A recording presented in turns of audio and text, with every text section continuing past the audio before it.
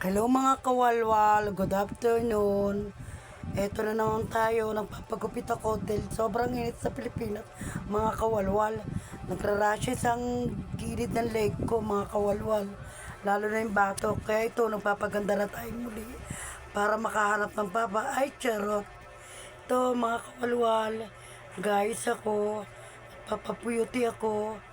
Dito pala ako sa bahay na yusan dahil pag sa parlor, ang mahal. Wala pa tayong pera pang budget, mga kawalwal. Ito, todo ayos ako. Bagay ba, mga kawalwal? Bagay na bagay, no? Yan. Kaya tayo, kailangan natin magpaganda sa buhay. Yan, magpakulay. Marami na kasi akong puting buhok, kaya ako nagpapakulay, mga kawalwal. Kaya kailangan natin gumanda sa buhay kahit wala man tayong mahal sa buhay na lalaki. Kontento na tayo sa mga anak natin, mga kawalwal. Baka pag nagpaganda ako, hindi nyo ako makilala, mga kawalwal. Ay, charot. Hindi nyo na ako makilala, para na akong artista, mga kawalwal. Ito, konting ayos lang ng anak ko, si Jessica. Kinukulayan niya ako. Kaya tayo, magpaganda rin tayo sa buhay natin. Kaya kahit tumatanda na tayo, kailangan natin mag-ayos-ayos rin, mga kawalwal. Konting ayos din pag may time, mga kawalwal.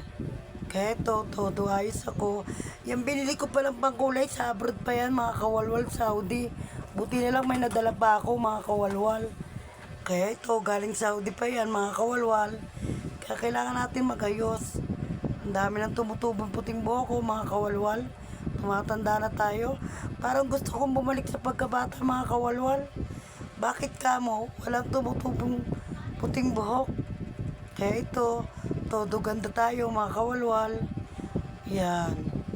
Paayos-ayos din pag may time, mga kawalwal. Ganun talaga ang buhay. Kailangan natin magpaganda. Para tayo, maraming nanonood sa ating kabutihan. Kaya maganda na, mga kawalwal.